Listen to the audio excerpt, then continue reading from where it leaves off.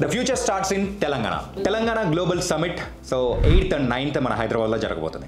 World వైడ్లో ఉన్న top industries అందరూ కూడా ఈ global సమిట్లో పాల్గొనబోతున్నారు. December 8th and 9th జరగబోతున్న ఈ తెలంగాణ గ్లోబల్ సమిట్కి మాత్రం చాలా ప్రతిష్టాత్మకంగా తీసుకున్నారు సీఎం రేవంత్ రెడ్డి గారు. అంటే దీనికి సంబంధించి మెయిన్గా పీఎం మోడీ గారితో పాటు మరి కాంగ్రెస్ లీడర్స్ ఎంతో మందిని కూడా దీనికి ఇన్వైట్ చేశారు. ఆల్రెడీ గ్లోబల్ సమిట్ అనేటప్పటికీ ఇండస్ట్రీస్ చాలా ఇంపార్టెంట్. అలాంటిది మన అంబానీ, అదానీ ఇలాంటి వాళ్ళతో పాటు మరి వరల్డ్ వైడ్లో ఉన్న ట్రంప్ ఇండస్ట్రియలిస్ట్ ఇలా చాలామంది కూడా ఈ గ్లోబల్ సమిట్లో పాల్గొనబోతున్నారు.